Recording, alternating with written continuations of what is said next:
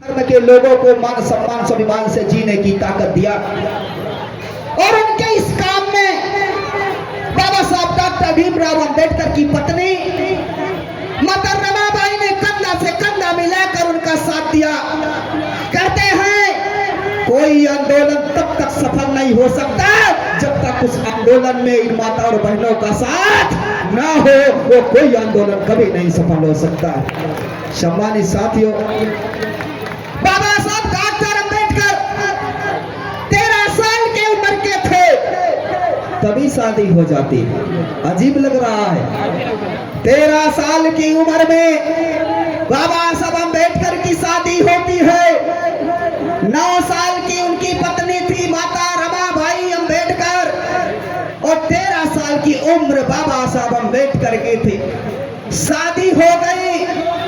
बाबा साहब को बचपन में पढ़ने का बड़ा शौक था कि मैं समाज के लिए पढ़ूंगा, समाज के लिए लड़ूंगा। बाबा साहब डॉक्टर अंबेडकर को उसी समय विदेश में जाकर पढ़ने का मौका मिला।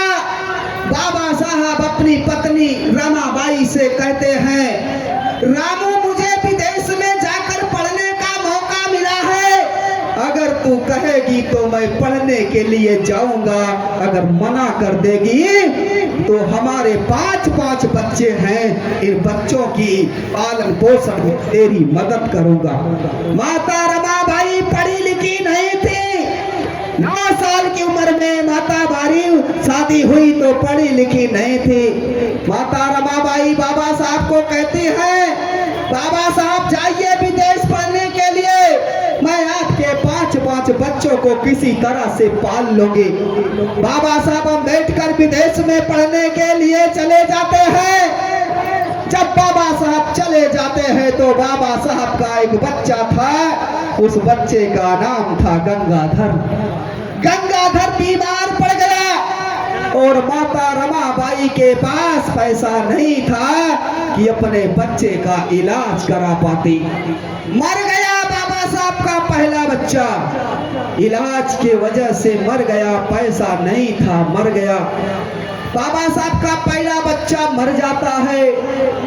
उसके बाद बाबा साहब अंबेडकर की एक बेटी थी इंदु बीमार पड़ जाती है। उसी दौरान जब इंदु बीमार पड़ गई, बाबा साहब डॉक्टर अंबेडकर की पत्नी रमाबाई अपनी बेटी को लेकर इलाज कराने के लिए जा रही थी और रास्ते में एक चिट्ठी मिलती है। जब चिट्ठी मिलती है उसमें लिखा रहता है,